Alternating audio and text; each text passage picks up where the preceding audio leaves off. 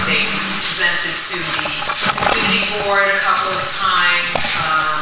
We presented to the CAG, to CB6. So again, it's just kind of a trying to just give you an update of what you're going to see there, especially for you folks who who live in the area. So with that, I'd like to bring up Andrew Prophet, and he'll go through the details of the project.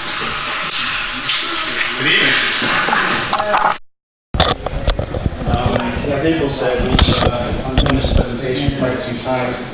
Is there anyone here who's not familiar with the manufactured gas plant and the process? I'll take it this is a good opportunity to kind of give you a brief overview of what that is. I'll start off by just focusing in on this photograph here. It's a circa 1920s photograph along the Gowanus Canal by the Citizens Gasworks site. That was the coal trestle and the receiving platform. And you can see the coal piles in the background, the generator house. There are some older tanks. You'll see another historic photograph on that that I'll show you shortly.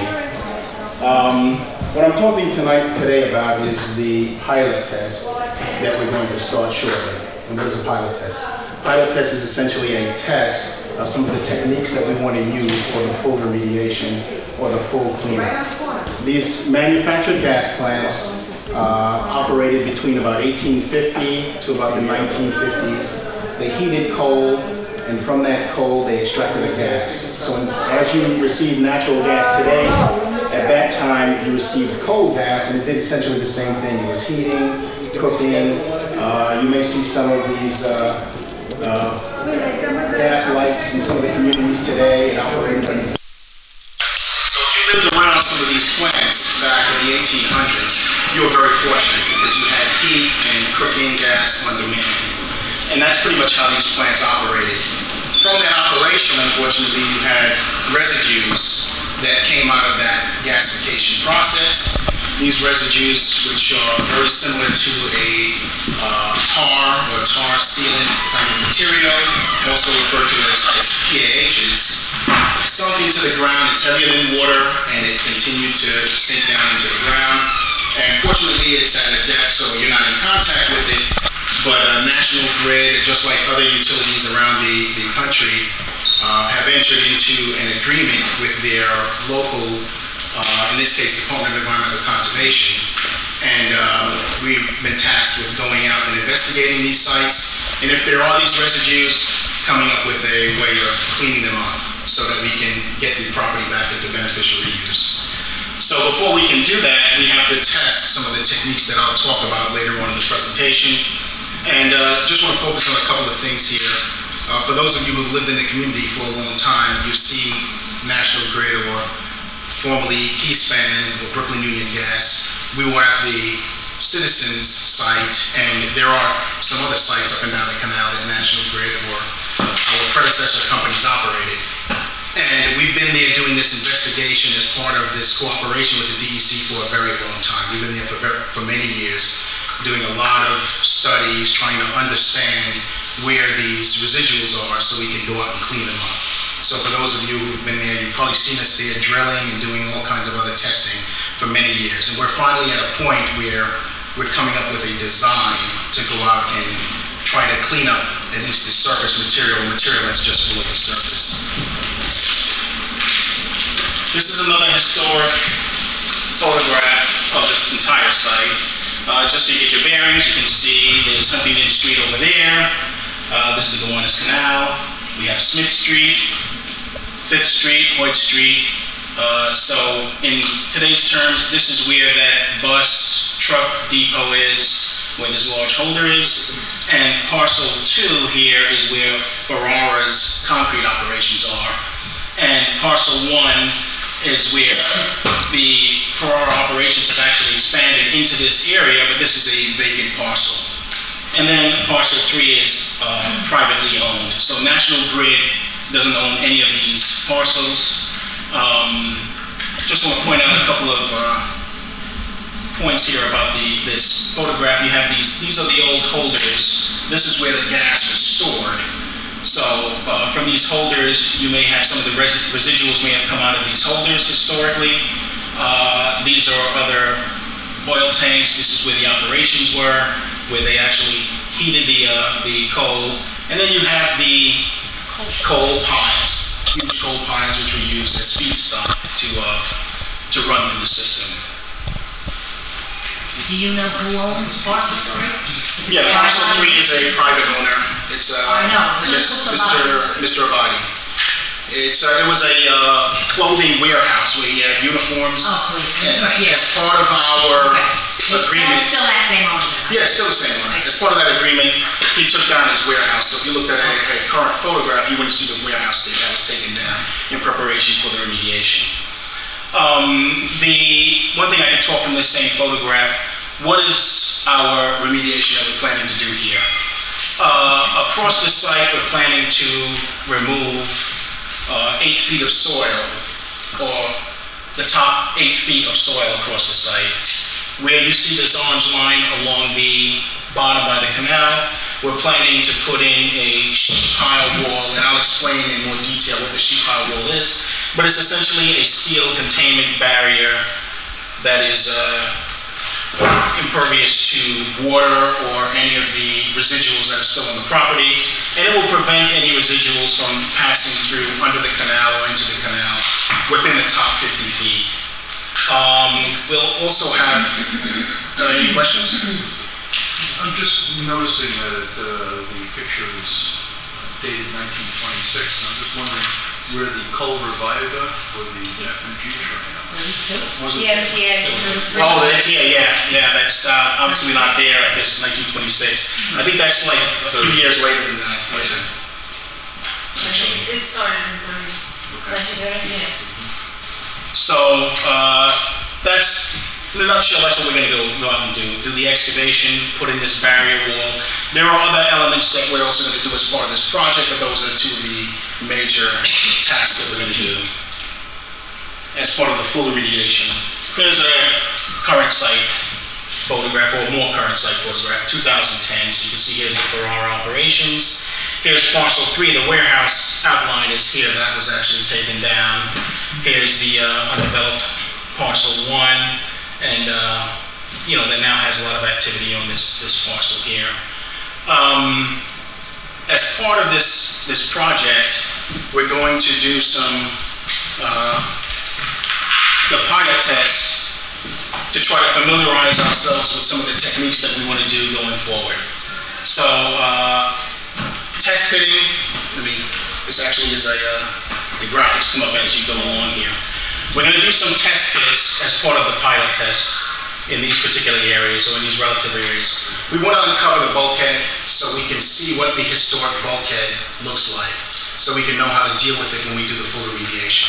So as part of that process, we're going to also have a state historic preservation organization is going to be in, or we're going to have a contractor there that's going to film and document these bulkheads, because the historic bulkheads are about 100 years old. So they're going to document this video and film them for posterity. Excuse me, I have a question.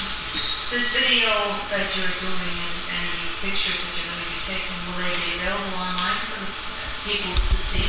It's for the state, so at some point I'm sure it will be available for people to see at some point. It's going to be compiled into a report, and then that report on it will be released. I'm not sure at what time they will release it, but yeah, it should be available to people. Yeah, I'm just curious because I live on 5th Street right across, and I see a lot of the activity that's going on. So all this drilling and vibrations and all this is all affecting me directly.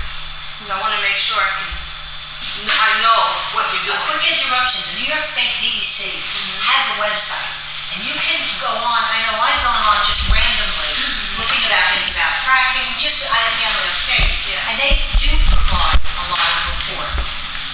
Whether or not this one will come out, but there is a method for people to have access to some of the information. So possibly, I'm optimistic that maybe this at some point will also be available. Because I was looking on I looked on the Keyspan, I looked under National Grid, I looked under public space, what they used to call it, and I didn't see this, or this particular slide. Yeah, Yes, you probably didn't see this slide. This slide was put together for these kind of presentations or other similar presentations.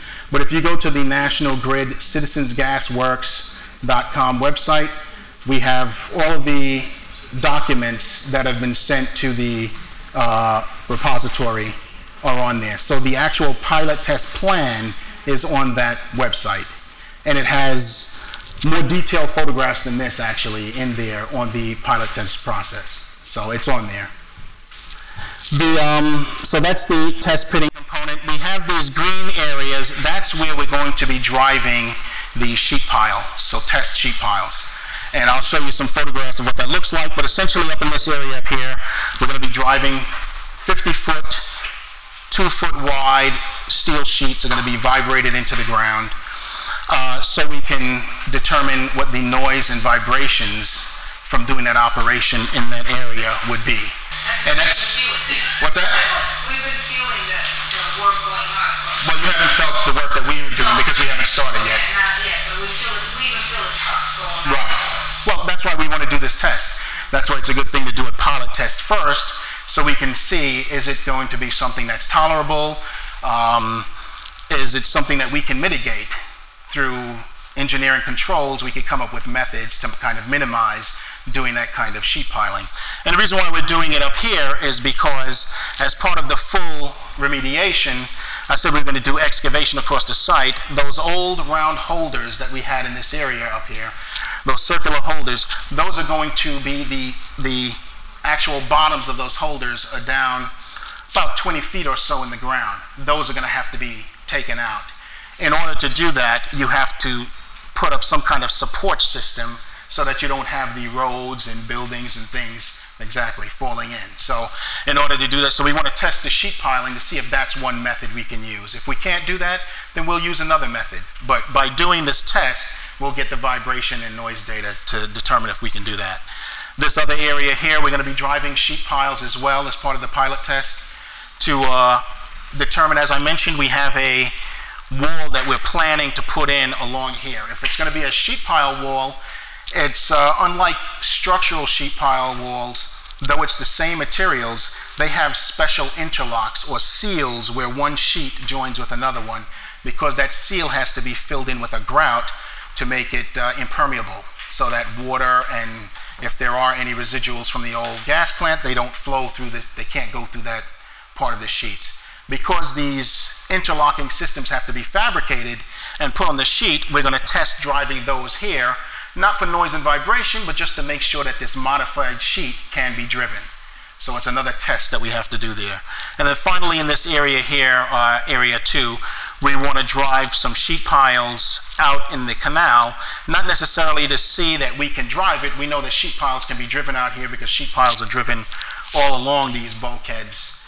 But to probe, as a probe, because there's a certain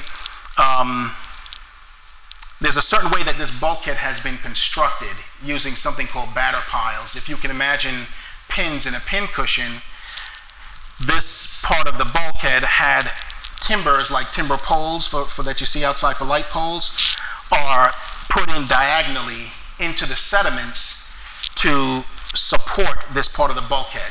So we want to probe in that area to see where we hit those timber piles, because if we're going to drive in a sheet pile wall, we can't drive it through those timber piles. So we would have to figure out a way of how to pull that out. Yes? Tested. Are those going to be full-size sheets that you would actually, they're going to be the same size you would actually use if this works? The test pitting, I should have gone into more detail on that. The test pitting is actually a backhoe or an equipment. No, I mean the green parcel. Okay, these areas, yeah, those are going to be full-length sheets that we full drive. length, but not full width. They're going to probably be, yeah, they're going to be about 2 foot wide. Each sheet is only 2 feet wide? Each sheet is only 2 feet wide. And they kind of, what they'll do is they'll weld, a factory weld them together so that you get, it's a little less than 2 feet, but roughly about a little less than 4 foot wide combined sheet that they will then drive in the ground. But each sheet comes in, they're only about like 2 feet wide. How long does it take to drive a sheet? It depends. Driving usually is very quick. If the soils and the conditions accommodate it, then it can drive, I mean, a minute. I've seen sheets go in less than a minute. So if it's difficult driving and they have to figure out things, it can take a little longer. But driving sheets is a very quick way of installing barriers. I mean, you take a lot of sheets to do it, but each drive or getting each sheet into the ground doesn't take that long. And then takes time to get another sheet ready and set in order to drive the next sheet. So is the idea of this whole remediation or this testing, if this sheet works, you're going to use it around the whole perimeter of the site? No, it's not going to go around the entire perimeter of the site. It's only going to go along here if this works according to the design plan. And the reason why is because just along the waterway. Because the idea is to prevent any tars that can migrate actually below the water line and into the sediments from continuing to migrate off-site. That's not the pathway where it's going, and there's no evidence that we have anything up there, except for what's in specific locations that we're going to remove as part of the full remedy, not part of the pilot study. There's no issue up here to put in the sheet pile wall. It's only down along the water side. There's so the sewer line that's gone through both parcel 3, actually parts of parcel 9. Right, kind of crosses here, diagonal, and comes this way. Yeah, so you guys are missing that entirely with the sheet pile. Yeah, we're missing that entirely with the testing that we're going to be doing right now. When we come back to do the full remedy, understand there's a plan to remove a good portion of that pipe. Yeah, the Bond Lorraine sewer. It's a 72-inch sewer. It's been damaged in several sections, so there's a section of it that's reduced down to 52 inches. So it's not quite as efficient as having a full 72-inch pipe. We're going to remove that in order to install the sheets and tie the sheets back. Once you install sheets, you have to then put what we call tie backs, or these long metal rods go through it to anchor those sheets into the soil so that the sheets over time are not going to bend or fall over. The sewer line, when you get down in here, is in a location where it would be in the way of putting in these rods. You can actually put it underneath it, but New York City DEP would prefer that we do not put these rods underneath their sewer. So we're going to move the sewer out of this alignment here and then kind of jog it around and tie it back into where it's connected over here. So you're going to get, essentially as part of this project, a new section of sewer will be installed. And where it's brick lined and falling apart elsewhere, we're going to put in a kind of a liner. A special liner will go inside there to reinforce the sewer. So it'll be much better condition than it is right now. What's going to happen in the interim when the sewer is out? A service while we're doing the construction. In my house 2 weeks ago. While the sewer is out of service for the full remediation, we're going to bypass it with equivalent pipe. We'll wrap around the site, and I'm not sure how it will go around, but it will be bypassed. So they're not going to cut off the sewer and stop managing the flow. As part of the project, we have to manage whatever flows are coming through that sewer. And we've done this on other construction projects. We do it all the time. You bypass pump areas that have a lot of water, like sewer lines and things like that. So we would actually run a separate line temporarily just to manage whatever flows are coming through the sewer until this project is done. Then we reactivate back the new sewer that's been installed. That's as part of this project. This is the noise. I'll just go and put all of these in. These are some of the locations where we're going to have noise monitors. Now those are, and I'll show you what the noise monitors look like as part of the pilot study.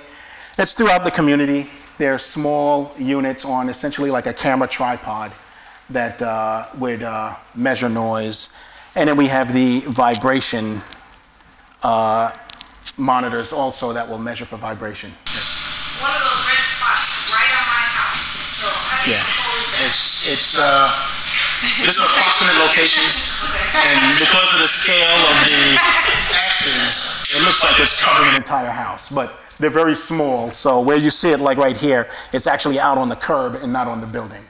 And these are approximate locations. They're going to move, and they're designed to move. So as you're driving the sheet piles, we may decide, or we may get information that says certain areas are more prone to some of the noise and vibration than others, then we will relocate these units to those areas. They're movable units. So this is just some of the locations that have been pre-selected, but they're going to move as necessary. And some of the properties where we got access agreements to do the pre-construction surveys, they are going to allow us to use those properties if necessary to put some of these probes on the properties. I didn't sign that. Okay, so then you wouldn't get it. I let one of the guys come in and take a look, but I didn't sign nothing like that. All right, well then you won't get My house is it. right on the corner on Fifth Street, and I can tell you that I already feel vibrations. Okay. From the subway. No, it's not from the subway. I've lived there all my life. Since 1969, I can sleep by the subway. There's no problem. Okay, I could say this, that maybe it's from the trucks, the concrete trucks or other truck traffic. I don't know, but it's certainly not from anything that we've done because we haven't gone out there yet. So it's not from us. And when we go out there and we're actually driving sheets, you'll see it. You'll see something 50 feet long in the air with a big crane supporting it, driving it there. So that's what you'll see. What does that do to the sewer line on Fifth Street? Because I'm getting water in my basement now, so if I know that they put a new sewer line in, I want to say 20, 30 years ago, sewer lines, they last pretty long time. What would happen with the vibration? You think that would affect the sewer line? It shouldn't. We have many sites that we've worked on. I've driven sheet piles 5 feet off of buildings with active high pressure gas lines going into it. So when you want to talk about, and there's been no problems with the brick building or with the gas lines. I mean, it's, we haven't had those issues. However, when we do this work, we're going to monitor for it. So we're going to have monitors that will tell us what the vibrations are. We're going to have, if you have it set at a certain level, which is a safety level, to make sure that you don't cause damage. And when I say damage, I don't mean damage like the house collapsing, but maybe some cracking in paint or these kind of minor damage. We set a threshold. We look at well below that threshold, and then we stop work well below that threshold to investigate. So if there is something that's happening, we should measure it and identify that well before we cause any damage. That's the idea. And if I find something, I'll have a number I can call? Yes, you'll be able to call, and if we did a pre-construction survey in your home. So if you find something or you feel something, you want us to come back and take a look at it, during the pilot test we'll come back and take a look at it, and if there's damage, obviously the company, the engineers will take a look at it and confirm that it is part of the operation, and we'll take care of it. That's... Andrew, can you just walk through the criteria that National Grid uses to determine the locations of the noise and vibration monitors? Yes, we have a noise and vibration company, so the engineer of record that's doing the project is not going to do the noise and vibration. There's a specialist that's actually doing that. And they actually came through and determined based on other projects that have used this kind of technique and what the proximity of the vibration should be.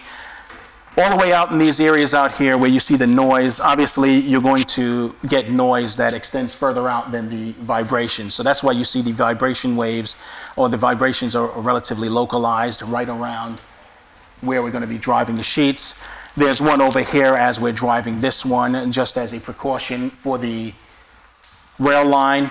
In our agreement with the MTA, we're going to have monitors on the MTA line itself and on their supports, and we're going to have continuous surveying of the line to make sure there's no settlement.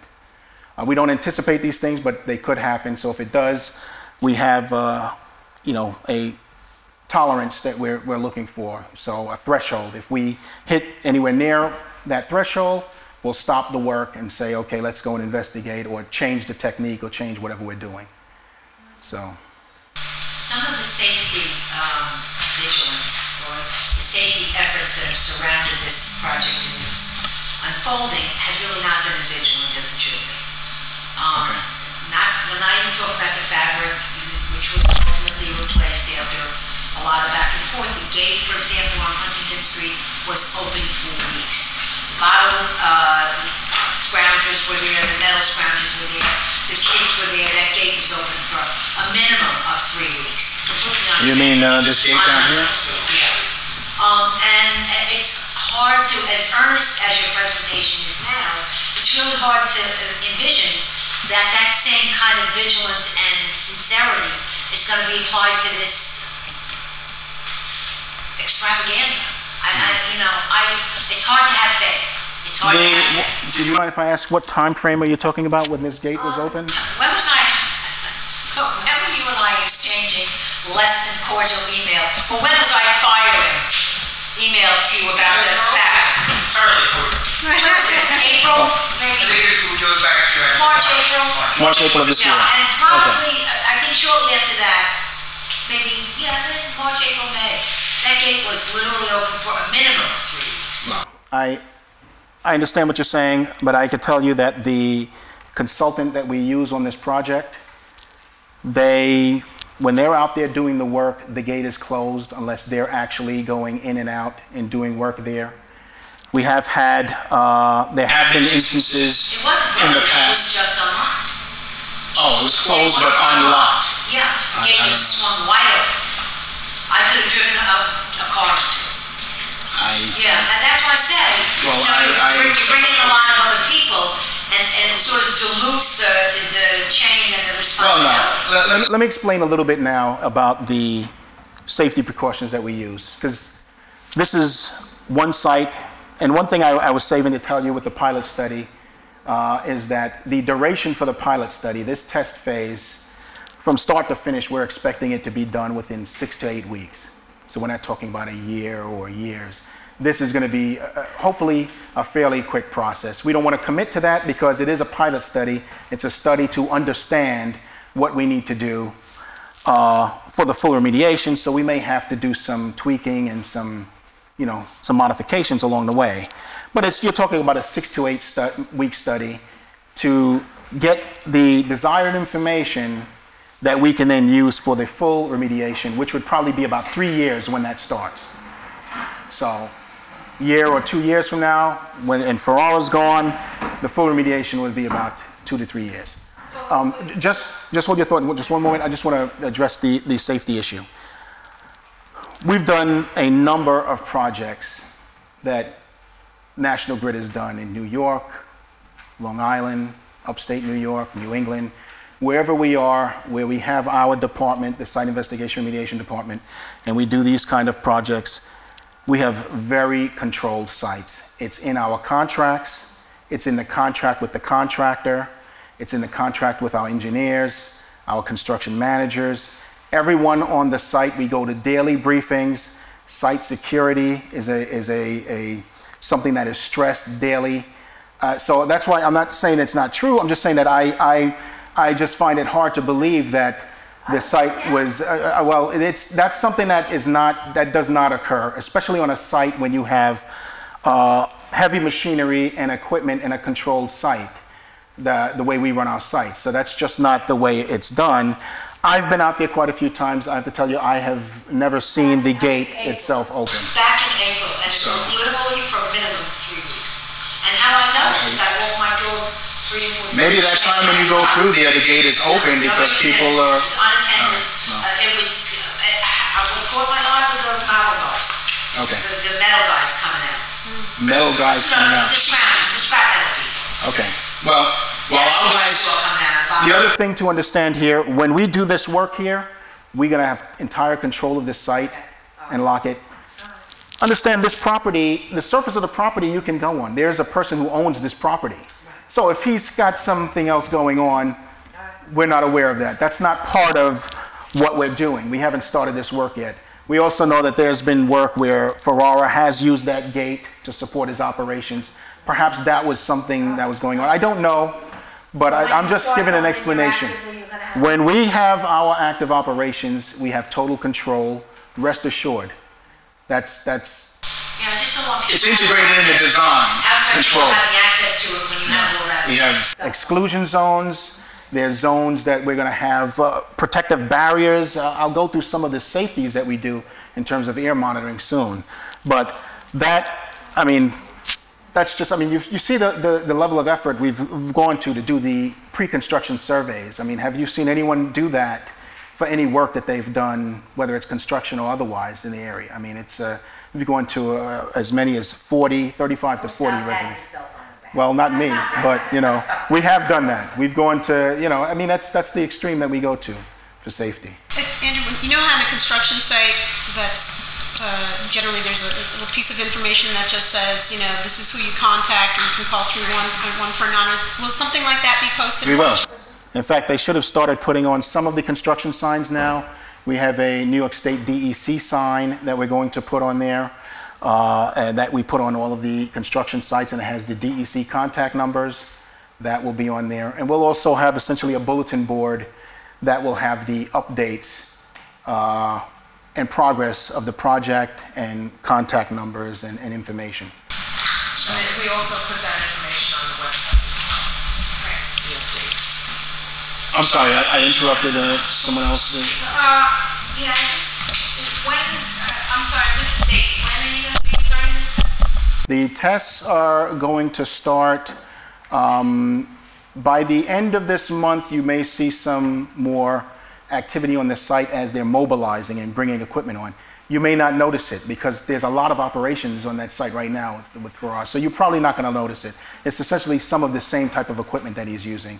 So between the end of this month and November sometime, we'll be mobilizing out there to start the work. And then immediately after the mobilization, they'll start work, and that'll go for 6 weeks. So we're 6 to 8 weeks. We're hoping to be done by the end of the year at this point. For the ground freezes. Yeah. All right, so this is just a cartoon of, just to kind of give a little bit of education here on the sheet piling. So this is from the water side, and that's something I didn't mention to you before. The sheet piling, it may be done from the canal itself, or they may do the sheet pile installation from the land side. Obviously, those locations that we selected that are closer to Smith Street and on parcel 3, those are going to be done by land. But the work that we are talking about probing in the canal, that may be done from a barge or it may be done from land. They have to coordinate that with Farrar. There's a lot of coordination in that. But this is just giving you relative size. So here's the sheet. As you can see, they're kind of slender sheets that go outside. If you were putting in a sheet pile wall to support the land side, which is not what we're doing, but just a typical sheet pile installation, here are the tiebacks that go through here. That's the sheet pile being vibrated down. And the purpose of this is to show that initially when the sheets are up in the air, it's a lot of noise. Because as you're vibrating, it's attenuating in the air and it's generating a lot of noise. As it drives into the sediments and it gets deeper down, that transfers into more vibration. So the deeper you go into the ground, then you get more vibration. And the drive run is literally should be minutes, unless they have to do modifications to it, but it should be minutes. And things, you know, things can go wrong. They do go wrong, and they'll have to like adjust as we do the work. But that's the purpose of that. This is just some pictures of some actual sheet pile operations throughout New York City. I don't know where this is, but as you can see, they're relatively close to these buildings. Here's the hammer, and you can pretty much get the scale of the equipment. Here's a worker standing down here. So this kind of operation, they have it, the hammer is hung from the cabling and it drives down here into the ground. And here's the crane that's used to do that kind of work.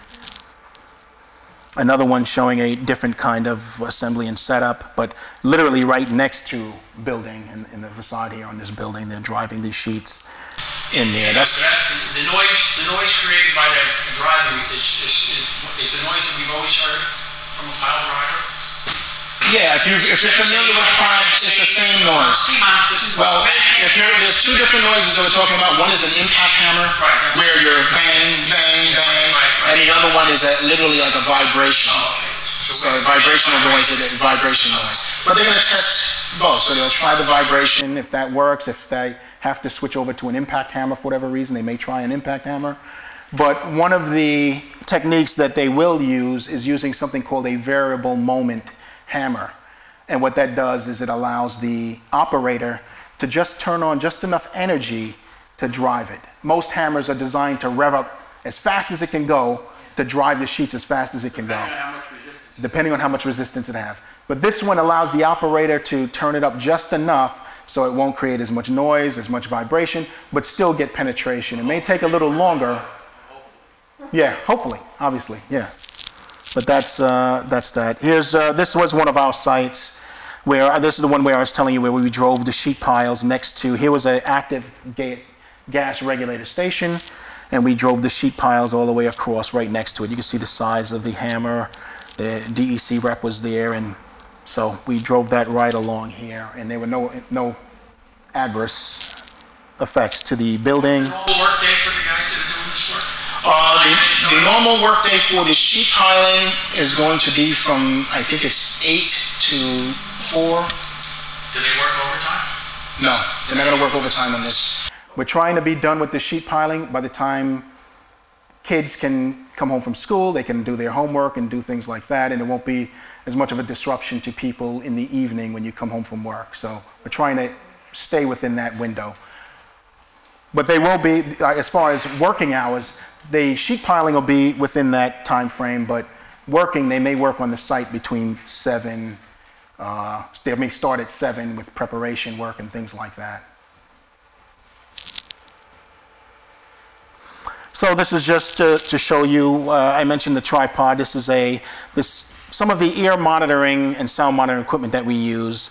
So typically the equipment that's used is a dust monitor and a volatile organic meter that we use real time to measure for any dust particles or any kind of nuisance vapors and things like that. So we have this kind of equipment. This is a community air monitoring unit. So it's all encased in this system. This system is placed upwind and downwind on the site so that we know what's actually coming on the site. We know if there's any wind-borne vapors that are going off the site from our operations. We'll detect that kind of stuff. And we're not talking about vapors that are going to engulf you or choke you or anything like that. At most, if you smell it, you may smell what the tar material, the PAHs are comprised of, and they have like a mothball type of odor to it, and you may get some whiffs of that. But we have monitors to make sure that whatever you're smelling, if you do smell it, is well below the levels where it would do anything to harm anyone. I mean, not even close to that. We measure it well below that. So, and we don't anticipate you being impacted by anything like that. And then we have the noise meter and the vibration sensor on that kind of equipment as well. Yes. Have you decided on a start date yet? The start date for the pilot test? Yeah. Yeah, the pilot test start date is going to, I guess mobilization should start the end of this month or in November, depending on how quickly the so if you're not contractor. certain of the actual date, could you alert the community through the various listservs, community board, or should we just like listen to the venue? You want the exact date when we're going to start instead of the We're range? starting in 2 days. I think that would be a courtesy to the Yeah, I mean that's not certain. heads up. Okay. Now, initially, the start of it will be the mobilization of equipment. There's a lot of behind-the-scenes work that the contractor has to do. They have to get these specific sheets or these interlocking systems manufactured and placed on sheets elsewhere before they bring that here. There's other testing that they have to do as part of this project. They'll be doing that elsewhere as well, and that's before they actually come on site and start to drive it. So once they start mobilization, there'll be a time frame that they'll be out there doing other work, test pitting and other things like that before they start doing the sheet piling. Clem, to clarify, when the actual sheet piling starts, when the noise starts, that's what As much information as possible. It's going to be clear that you're clearing the site, you're bringing in equipment, and just let the community know what's going on. Just to a simple little email. We're starting to assemble everything. We expect to begin in 2 weeks. We've got everything. We expect to begin in 2 days. Streets won't be closed or anything. Fifth Street. No, the streets shouldn't, streets are not going to be obstructed. Okay. No. Yes. Andrew, can I just ask that I saw the signs on Smith Street, they were great, but we're talking on the side there by, is it Nelson or Beard? The entrance there and on Fifth Street, some kind of acknowledgement there, so it doesn't look, to the civilians as if those areas are, that you're just paying attention to the main drag. Because that's how, people think, oh, no signs here, we can sort of sneak in or do whatever, but if you have some sort of appearance of All sides. Right, yes, on all sides. We'll have it, we on the entrance gates, so the one that's on Smith and LeQuire, is it? And then the other one on Huntington Street, there's going to be the big DEC banners with other signs that say construction site, OSHA regulated site, you're only allowed to come in if you're a worker there, and these kind of things will be there. And we'll have security there to make sure that people aren't coming in there on the site. Ferrara entrance, is there going to be anything on that side? No, because Ferrara is still going to be operating. So, we're going to have, the contractor is going to talk with Ferrara. They're going to meet with Ferrara so that they can coordinate how they do their work, and Ferrara still has to be in business. So what they're going to do is they're going to decide a zone which will be fenced off, coned off, other things where Ferrara will still operate, but our people will be working within that zone. It's something we call an exclusion zone. So our people will work in that zone, Ferrara will be working outside of that zone. So they won't be allowed to cross into our zone as part of this project. Sorry? Or have their trucks parked there. They'll still park in certain locations as long as they're outside of where we're going to be driving the sheets, and we got a safety zone, a buffer. As long as they're outside of that buffer, they'll be allowed to still do whatever they have to do. So, as you can see by the sheet piling, they do that pretty close to buildings and everywhere else. This is a standard construction, heavy civil construction practice. So this is just some of the units, like I mentioned before. Just to let you know, we have the 4 gas meter, which measures for any combustible gases. We don't anticipate any of that at all, but we still measure for it as part of our health and safety plan. We have this, the photovac for any volatiles, and then we have the dust meter. This is what these units look like in real time. So this is what they look like on a site, as you can see. There's one positioned not too far from some activities over there. And this is what the noise and vibration, but this is actually right in the community. We did a baseline noise and vibration study there to get what the baseline noise and vibration standard is. And this is where we had, I don't know if anyone of you noticed it out there, we had these tripods there, and then we had some equipment hooked up to the lamp post to measure for noise and vibration. And we're almost done here. I mentioned earlier about the air monitoring that we do. Well, we have air mitigation measures. So as part of the test pitting, there's a potential for us to encounter materials that may have some of the coal tar or PAHs in it. They'll have odors with them. When they pull those out as part of the test pit, they'll put them on a liner.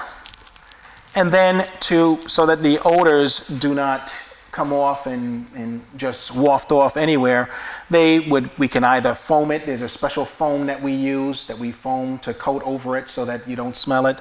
There's another spray that we use, odor neutralization spray, and we call Biosolve, that we use to kind of knock down the odors. We have other methods that we use there, and you can see along this fence line. And these are two of the techniques we'll probably end up using. I don't think we'll need to go any further than this. The other one that we do most is cover it with plastic. So if we have a pile of material that smells and has these residuals in them, we'll just cover it with plastic. That's the best way to knock it down. It's the quickest way to do it. And then when they're done with it, they can, you know, uncover it and remove the material or put it back. But I just wanted to point out some of the other things. We have these misters on the fence line that we use sometimes to knock down odors. Here's someone using water just on the excavated material that's coming out. That helps to knock down the odors. So we have an array, an arsenal of things that we can use to try to keep the odors down if we were to encounter it. This will be more of an issue for the full remediation when we're doing a lot of big volume of material coming out. And in that case, we'll also have a big tent at that time, which I don't have in these slides because we're not at that point yet. But most of the work that would be odor generating during the full production or the full remediation will be done under a kind of tent structure with special air handling units that filters the air. But for the purposes of the pilot study, just wanted to show you some of the things that we'll be doing. You see they have these air monitoring units. That's pretty much how they would be positioned. And the workers, except for the high-vis type of vests and the hard hats, glasses, steel-toe shoes, or these things, they're going to be in regular dress. So as far as worried about people, you may see them occasionally in some of the Tyvek, the white or gray, but that's only to keep material off of their clothes. So it's pretty much to keep the dust and dirt and things like that off of them. But most people you'll see there will be in regular dress. And they won't have masks or anything on like that because that's not necessary. Excuse me, that petroleum-like slick that we so often see on the canal, is that from the coal tar itself? And if that's the case, are we going to expect to see more of that in the we don't know what that is. I mean, there's so many sources that are contributing, have contributed in the past and continue to contribute to the canal that it can be anything. Yeah, it's a slick. It's sometimes you see it there, and it's it could come through the combined sewer overflows. It could come through the storm sewers. That picks up grease. Not necessarily specific. No, it's not, and that's yes. Several years ago, there was a tunnel built underneath a lot of the buildings to go to the canal. Is any of the work that you're going to be doing affecting any of those tunnels? So it's supposed to be like a water flow tunnel. Flushing tunnel. Yeah, flushing tunnel. Yeah. Oh, the flushing tunnel. No. The flushing tunnel is way at the top of the canal. So the work that we're doing here won't impact that at all. See, the one thing I want to point out again about this material or any of the tar sinks. It's heavy. It's below the site. It's going down quite a distance below the site. So over time, over the 100 years or so, it's going to sink. It's going to find a way to penetrate and sink down under the ground. So as far as these sheens that you're seeing in the canal, if the material is sinking down under the ground and going deep down, it's not likely from any of those operations. It's from many of the other operations that are along the canal. But I think the question is a good one because there's basically lots of different parts of government doing work in and around the canal around the same time, and sometimes you're not sure who's doing what. So the flushing tunnel is New York City DEP. You have the EPA that's focused on the canal itself, right? And they just came out with the record of decision, and then the government closed. So we don't know what's happening next or when it's going to happen. And then you have, National Grid doing their work on the upland sites under the auspices of New York State DEC. And all of those things are happening in and around the canal and are coordinated. That's a good point. Right. But we want to just... But meanwhile... Now, the one thing to mention also with the work that we're doing, we are working under the Department of Environmental Conservation in communication with EPA. You've heard the EPA say that. The DEC is in communication with EPA. So whatever work we're doing is being married, if you will, or tied in to whatever work has to be done in the canal. So as far as there being any problems with communication or whether or not the work that we're doing will kind of fit with the EPA remedy, that's not going to happen. We're working together to make sure that we do have something that our sites are not going to complicate the canal work or any other work that anyone else has to do out in the canal. Listen, this bulkhead, is this designed to prevent cross-contamination from both the water and the ground back and forth from these two locations, these phase units and the canal itself. But we have contamination in the canal and we have ground contamination on the site. So is this designed to prevent the contamination from crossing back and forth? Yeah, it will ultimately prevent any contamination that's out in the waterway from coming in at least the shallow sediments back into the site, and it will prevent, if there is any contamination that's still on the site itself, that's migrating to the canal, from going outside the canal. There's contamination on the site, and there is contamination outside the site from many different sources. This barrier wall will stop that, and for those who have been by the site, we have started a program, a NAPL, non-aqueous phase liquid, which essentially means oil. We've started a program where any of the oil that is, or this NAPL that is on the site itself is being recovered in recovery wells. So our guys, the consultants that are out there right now, they're out there every week. You see them with a truck and they're driving around a compressor, they're going to all of these wells and they're pumping whatever tar is below the ground on site into recovery drums. And we've been doing that for, I think, the better part of a year and a half now. That was supposed to be something we start at the end of the full remediation, but in cooperation with the DEC, we fast-tracked that part of the project and started that while we're working on getting the full access to the site. And to date, we've recovered about 23,000 gallons out of the ground. So it's... Are those 50-gallon coolers yours? The coolers, there are drums out there. No, these are actual coolers. Like I can go to Costco, buy myself a cooler, take it to the car.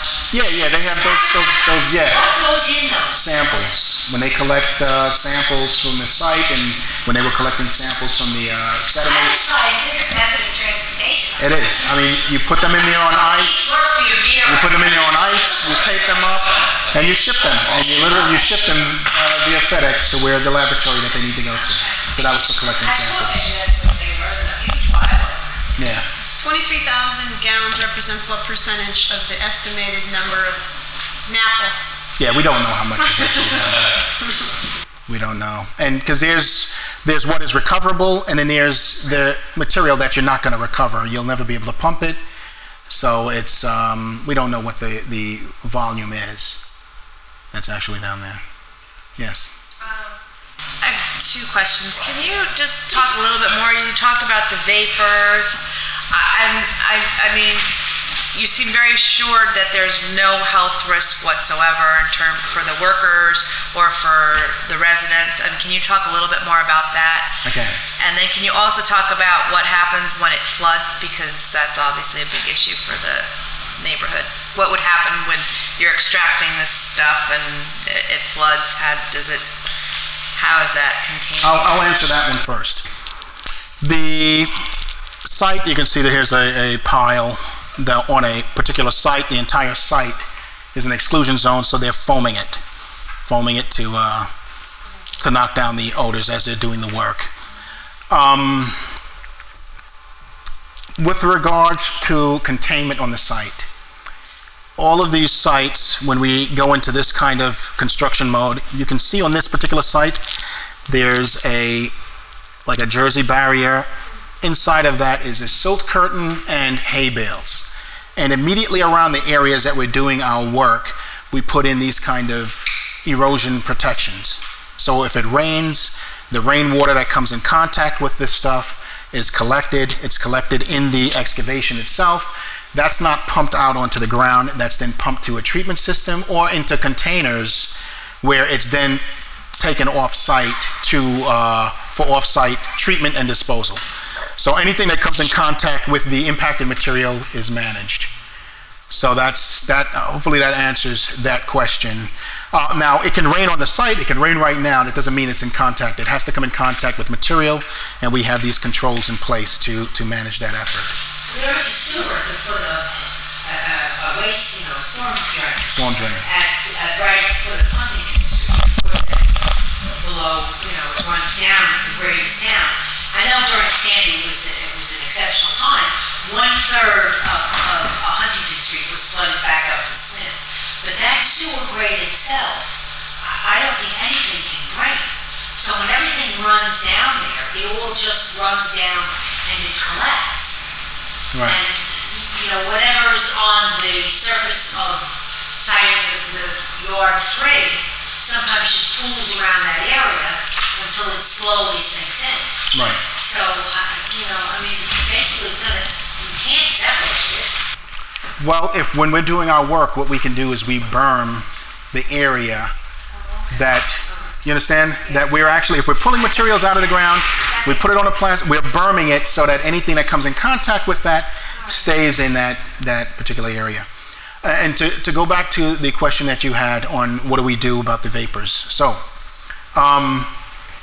we have where the workers are actually doing their excavation work. If you can picture this in your mind, you have a site.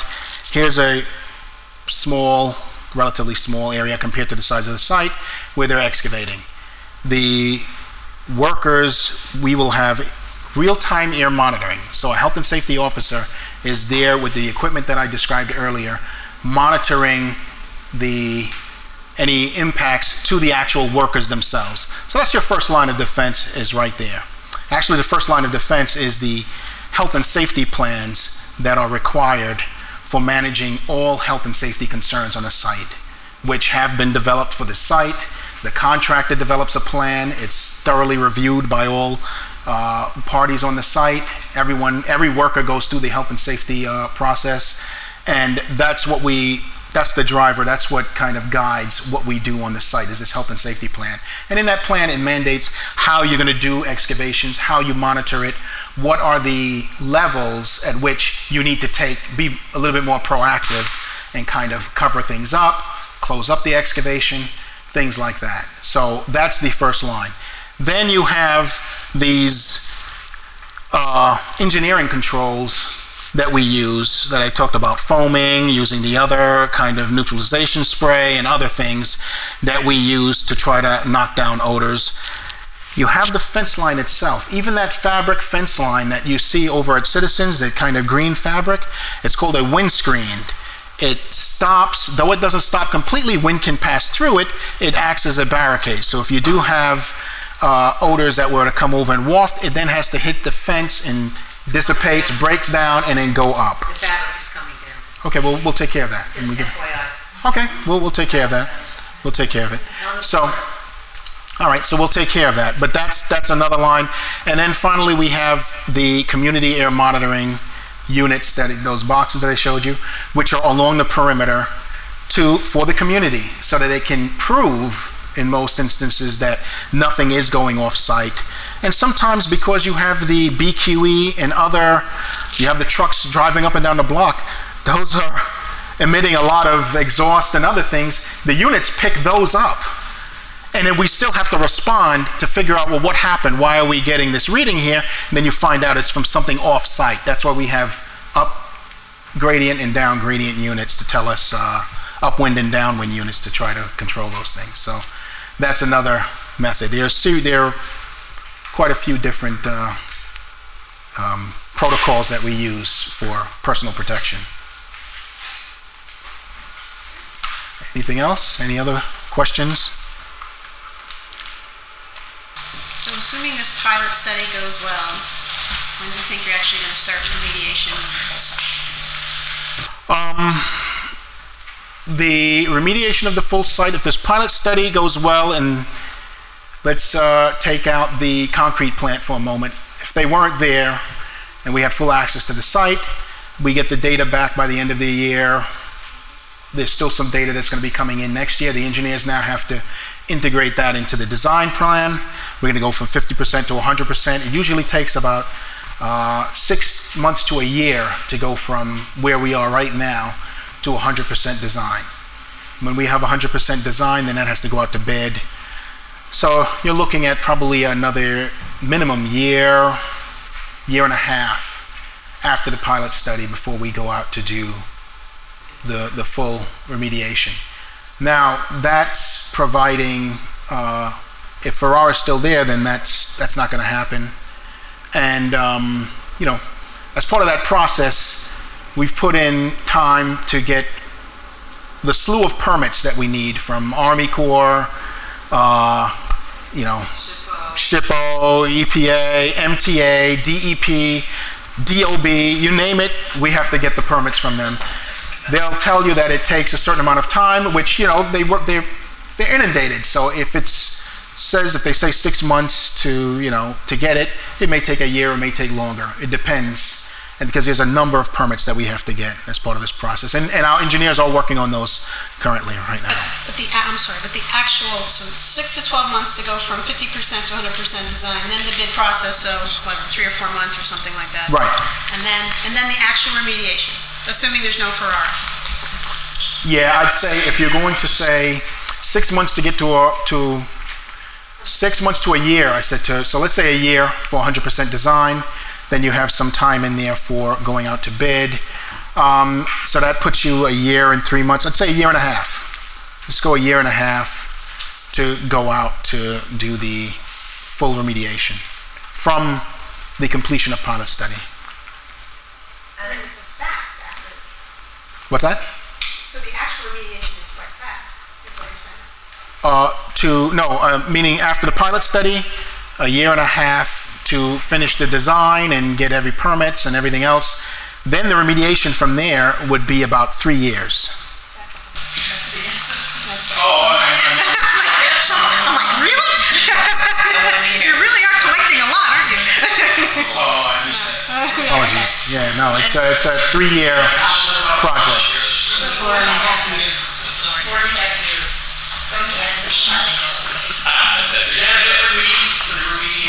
Yes. Oh yeah. Oh yeah. When we get the full remediation. I mean, you can ask, but we don't. The design hasn't been completed yet. But if you have any questions, we have a 50% design. So I mean, whatever we can answer from that. The sheet pilings that you're putting in now, though, are those permanent or temporary? No, those are just temporary. Those are going to come back out. Okay. But the final, the design plan and the final remediation would still be to have that along the canal. If the sheet piles, by this process we can prove that the sheet piles can be installed the way we want it to be installed, then that's the plan. But if it turns out that they cannot for whatever reason, or it's going to be more complicated than we think it is, then that will come off the table and some other design has to be made. So that's why nothing is, pardon the phrase, in stone yet. You know, it's all conceptual and we got to prove these things out. And they would be behind the bulkheads, or they would be? No, they would be immediately in front of the bulkheads in the waterway if you were to go with the sheet piles. And is that controversial because some folks are talking about the preservation of the canal and the bulkheads? We had some, we've had a number of meetings on this site, and we had site tours where we had the actual poster boards of what we plan to do.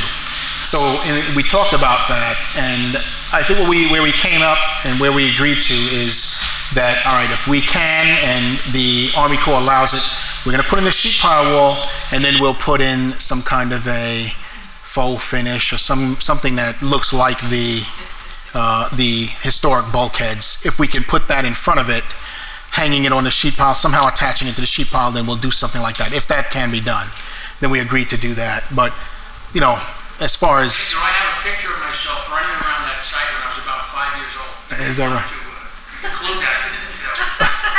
That's probably would. Yeah, definitely would love to see that. We used to play there as children, you know. Suck up the fumes, we love it. I mean, that didn't kill me. I don't think he should. Andrew, does it offer any additional flood protection for the neighborhood? No. Or is it just, No, it's not going to offer any additional flood protection. We'll just hold our breath for 4 years. Oh, that's so situation is horrible. Yeah. Storm drain, runoff. Yeah, we're not... My basement, you know, 6 inches. Completely submerged last time we was out here. Yeah, the only thing, I guess the added benefit is that as part of this project, if we have to do the sheet piling, then that part of the sewer will be restored, but my understanding is that's, with all of the upgrades, the volume that currently goes through the sewer will no longer go through there, so I don't know if you'll see any difference. We will do those improvements, but we're not actively doing anything to the sewer. That's not. Retention tanks that the EPA's mandated will help. I have a Wherever those go. $25,000 retention tank going in another 6 months in my backyard. And the sewer engineer, who you would think I was having an affair with, the amount of time we spend on the telephone, talking about capacity and pumping and maintenance and everything else, just because I can't live like this anymore.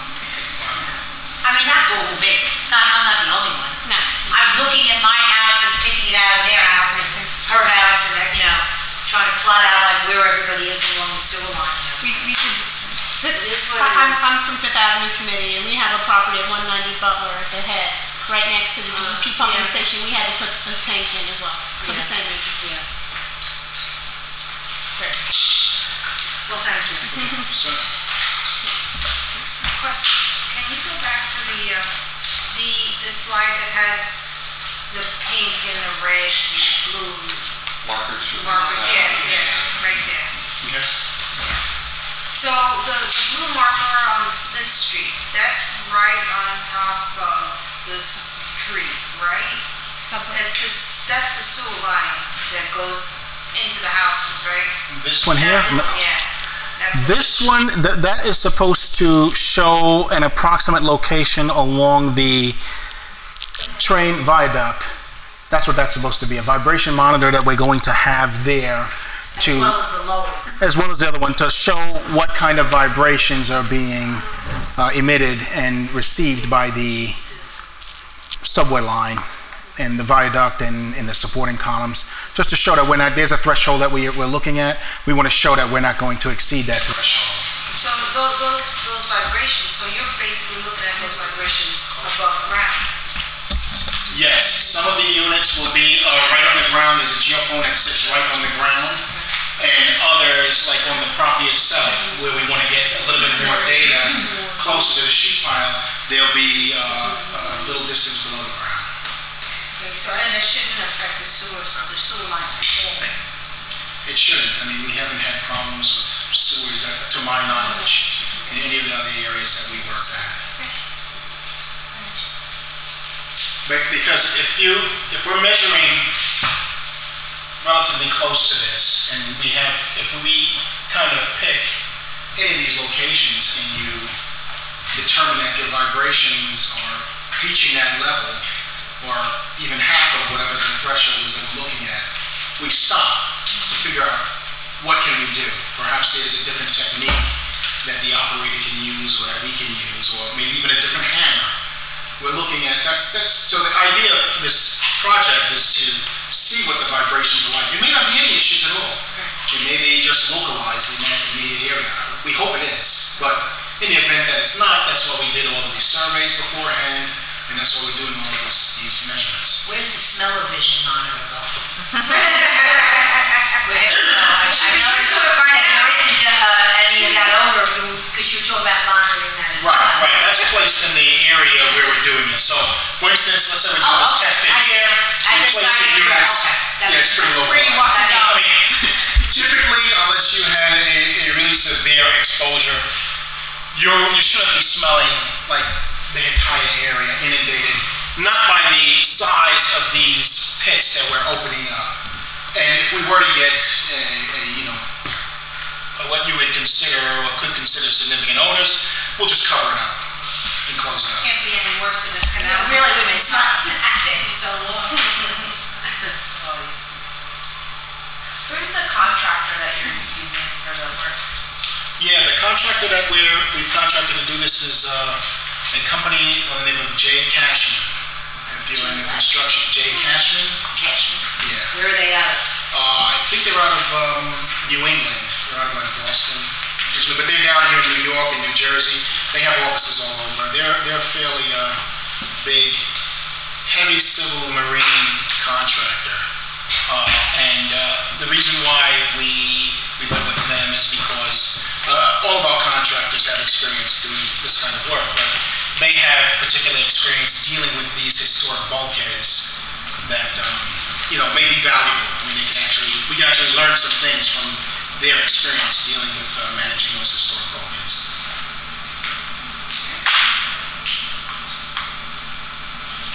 So expect something end of October, early November. In October, that would be the soonest for the mobilization, and then in November, I'll expect things to start to move into full swing. Why such a heavy concentration of vibration monitors in that up area of area 1? Yeah, because here's where we're drawing the sheets. We have an opportunity to take advantage of the distances here. So we're going to you can see they're pretty equally distant apart. We want to see what the vibrational discharge is, even as far back as 200 feet. Okay. So we can see, well, at 50 feet it's this, and we don't have that luxury on the other side to do that.